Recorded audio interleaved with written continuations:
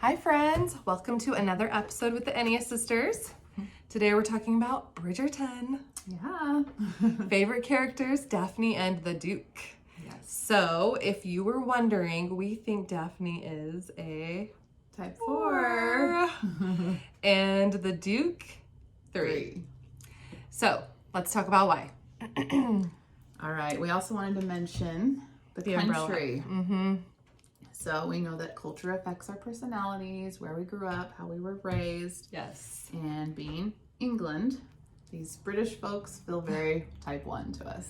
Totally. And we did discuss this in a previous episode when we talked about the Titanic.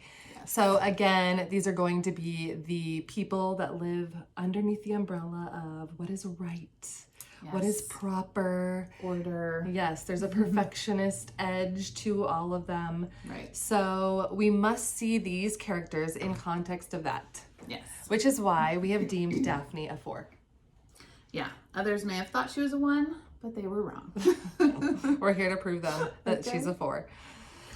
So we see Daphne always wanting idealism. So again, in this culture, high society, she's an aristocrat. She is called already to be a certain thing in culture, and she fights against that. Yeah, which 4s do. They do not want to be defined or boxed in. Yeah. They want to be unique and different. Exactly. And we see that from the beginning, right? The beginning scene when we see her going into this grand entrance where she is going to find and be courted by this, wonderful person or persons through the season that she is in. And when she goes to do her curtsy to the queen, she gets called the diamond of the season, which you can imagine means everything to a type 4. Right. That was definitely a pinnacle, and she accepted it, with full radiance, with full acceptance. That part was great. Yeah. It wasn't until she understood what that meant, having to obey all of these rules, even to a deeper level than she had experienced thus far, that she wanted to reject it. Yeah. So with the courting, we're going to first just talk about Daphne, and then we'll go to Simon the Duke. We know that she and the Duke have this agreement. This from the deal. this deal that, they find each other in the garden. They're both escaping something different. She's escaping trying to be this perfect person that society wants her to be, and he's escaping wanting to be the person that society wants him to be. Yeah. So they're both escaping something. So they come upon a deal, and they decide that this is the best way to meet my needs. And for her, that's escaping this visionary, perfect person that she's supposed to be, so that she can be this idealist individual and seek out her own mate. Right. It's kind of giving her space to seek out that person without the entrapment of being tied to someone before she's ready. Exactly. Yeah. Exactly. I mean, if you haven't seen Bridgerton, again, we're going to give a whole bunch of things away. So pause, go watch the whole thing, stream it fast, and then come back to our podcast. Yeah. But if you have, or if you know anything about, the Victorian times, there's a whole season of courtship. Right. And especially in the higher classes, upper classes only, really. But we see a whole season of finding this person at a very young age, and a lot of times the men were older suitors. But she escapes the whole season because she's with someone. Right. And at that time, they were married off as kind of a deal in itself. It was for financial reasons, for gain for the family, for these pragmatic reasons, which type 4s hate. Exactly, right? I mean, we know other types that love those, but type 4s hate them, and we see that. I mean, she's constantly running from the cages that this society wants to surround her in. And underneath the umbrella of this courtship, this fake courtship, she is escaping it and finding a new way, even a fun way. They play around with it as they're walking, what do they call it, promenading. Right. She's able to seek out possible suitors. Right. Unfortunately for the two of them, or not, they end up falling for each other, as we know. Yeah. Exactly. So this fake courtship becomes a real courtship at one point. One thing we also see her doing as she moves into, let's talk about stress and security. So when she's moving into stress, as a 4 does, she is fleeing from anything that she doesn't want to be involved in. It's actually a physical thing. We've talked about it before. Fight, flight, or freeze. Right. And 4s typically flight. Not always, but typically. And so where does she flee to? The garden. Yeah. So the garden has become the safe place in the season and the safe place for her character. But when she's moving into that stress zone, it's also where she finds herself. Yeah. Ironically. Yeah, that's very interesting. I mean, we often see Simon there, who's also running. Yes. In a different way. What were some of the other things in stress? Well, as we know, 4s move to 2 in stress. So that's when she's so flooded with these expectations that now she's moving into people pleasing, which is a very bad space for 4s to be in. They're kind of denying self. They're putting all their wants aside to please the people around them. Right. And her sister, in one of the episodes, kind of mid-season, she says something to the effect of, it must be so taxing to carry on this way. Because her sister, who knows her, similar ages, she is pointing out that Daphne is not being who she really is. Yeah.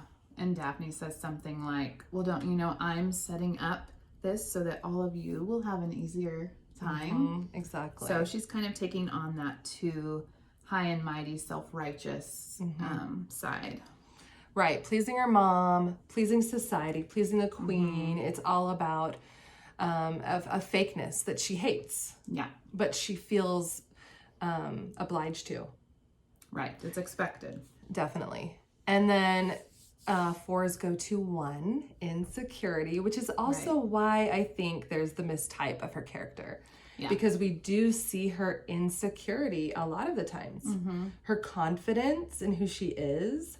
Right. You know, the way that she holds herself as a woman in that day and age. I mean, there's a lot of things we see in one character in her role. Yeah. And she does decide, of course, pressing into that right and wrong, she is very much trying to weigh through, do I love him? Is this okay? Does he have feelings for me? You know, I don't want to show my cards too early. So she kind of goes through this whole 1 to 4, 4 to 2, 2 to 4, 4 to 1.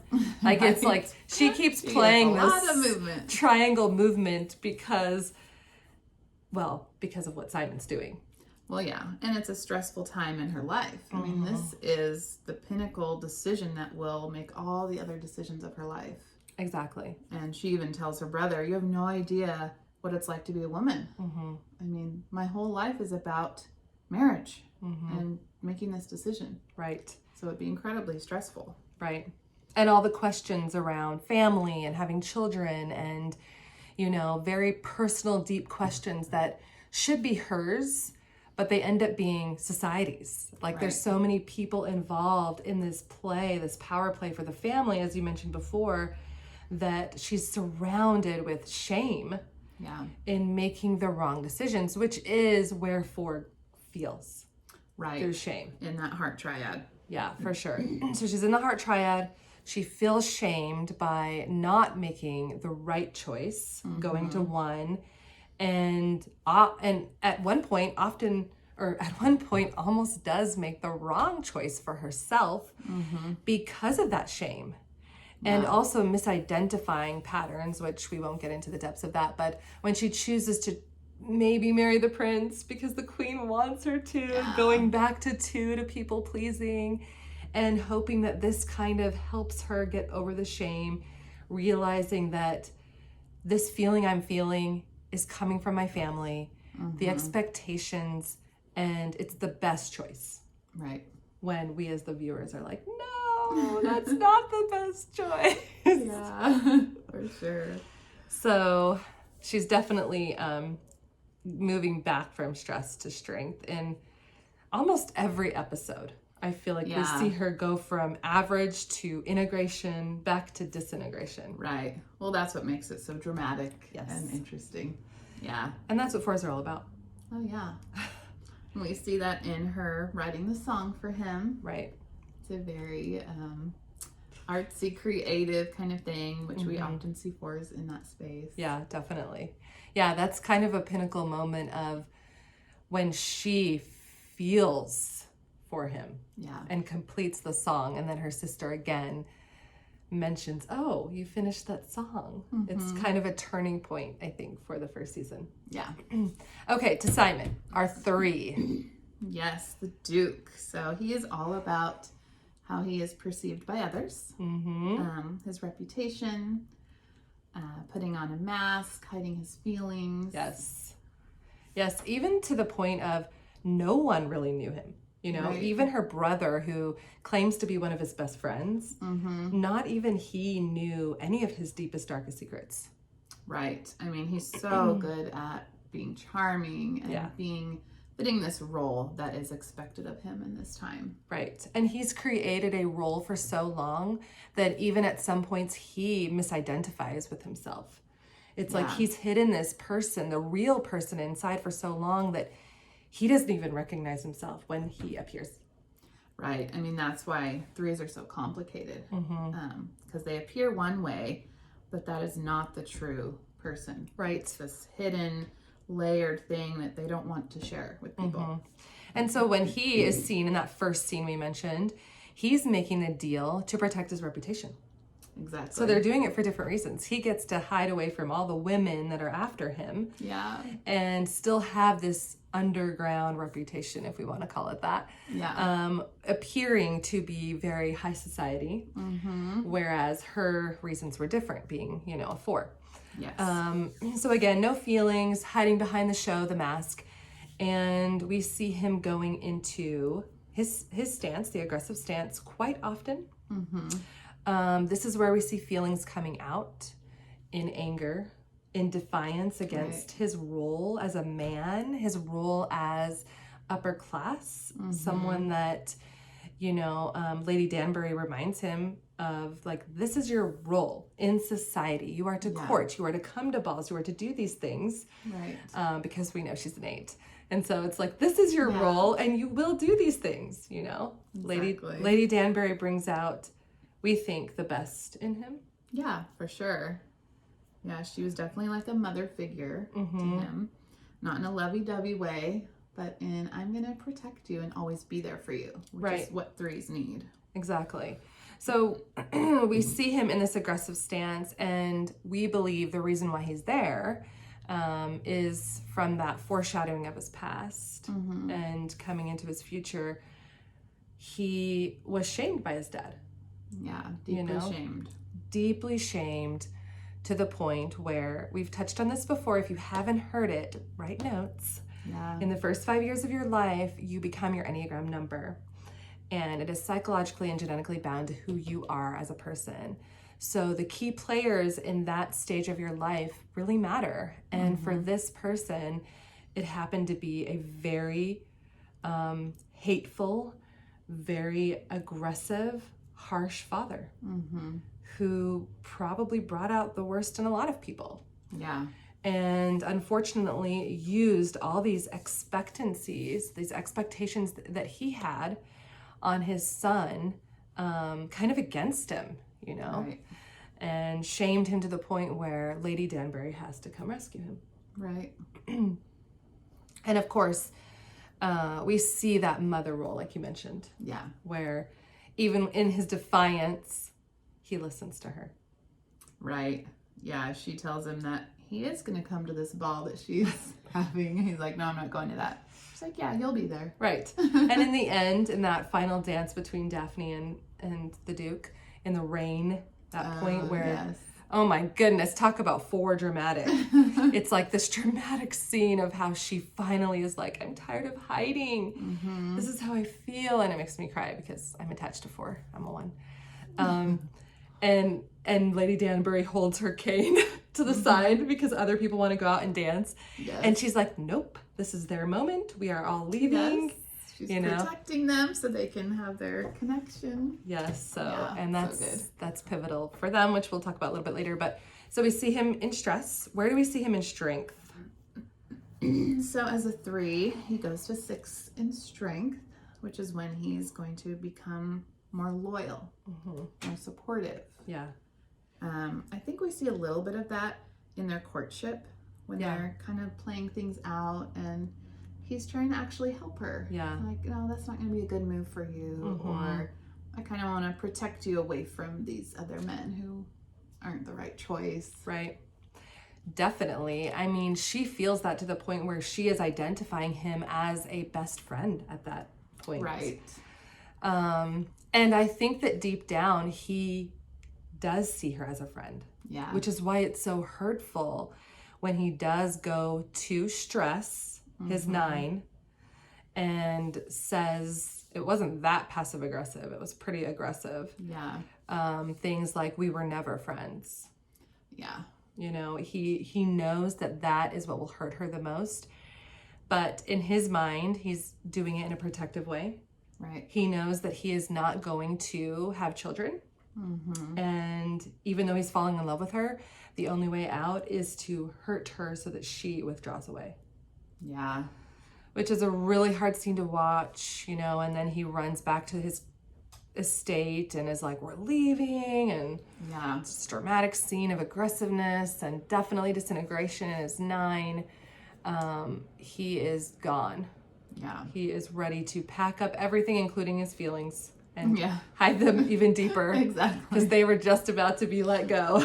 Yeah, all throughout this, that's what he's protecting most. Yeah. I mean, he doesn't want to show any feelings. So. Right. Yeah, the other stressful scene was the duel, right? Right. What do we see there? So he would rather die than share his feelings, basically. Right. So I think this scene happened before, but again, another scene where he just continues to hide feelings. And I mean, were they really going to kill each other? I don't know. I mean, not on a soft show like that, but in real life times, the duel was expected when 2 men had some type of conflict like this. Yeah.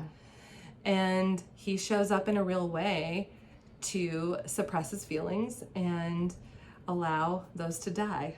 Right. Craziness. And of course she misunderstands the entire thing. And you know, I think she says something like, you know, you would rather die than marry me? Right. She thinks it's about her. Right. Which, you know, we can't fault her for. Yeah. Most human beings would think that. But of course, her feelings are her own, and her feelings are over dramatized because she's a 4. Of course, we know that it has nothing to do with her. In fact, he loves her and wants to marry her, but he can't let go of this ridiculous promise that he made his dad. Yeah. And it's all based around hate. Right. And trauma. Hate and trauma, and we won't get into trauma too much, but as we know, things that relate back to our past, when we're talking about shame, guilt, and fear, are triggering. Right, and they're deep layered. So almost everything he does is kind of motivated by this shame and this protecting reputation thing. Right, and even when he goes to security in 6, he's fearing then letting go. Letting go of everything he's ever known, which is protecting his shame around his dad. Yeah. And so allowing her in, he has to tell a different story. Yeah. Which is what we want for all of us, especially from hurt. Right. From hurtful spaces. So let's move on to self-care. What do these two characters need? Well, Daphne needs to notice the beauty in the ordinary.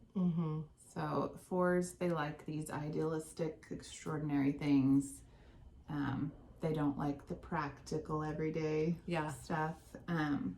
So even like journaling some things like, I'm thankful for this boring whatever. Yeah, they're good at journaling too. I feel of all of the Enneagram types, 4s can go at it when it comes to journaling.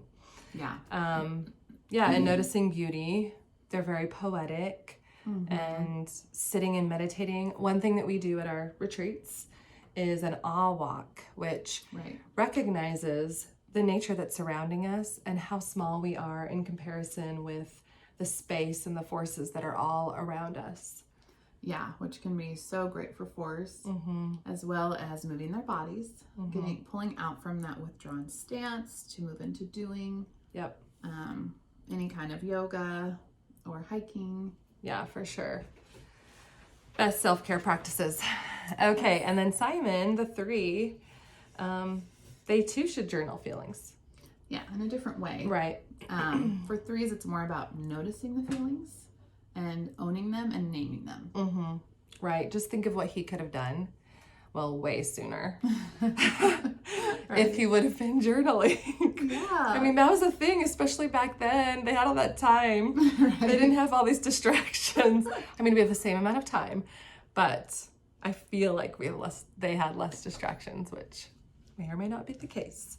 But journaling feelings could have just brought him out of that so much sooner. Yeah. And then they have a lot of energy being in the aggressive stance. So getting rid of some of that in a positive way. Yeah. We see him using the boxing with that friend of his. Yeah. I'm not sure if that's super positive or not, but he's at least kind of touching on some feelings there. Yeah, definitely. The physicality of it all.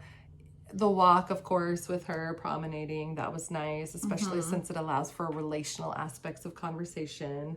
Right. That's good because even though 3s are in the feelings triad, I don't think we touched on that, or the heart triad, they're feeling repressed because they're in the aggressive stance. So even though they're in the heart triad, it takes them a lot harder effort to get to their heart.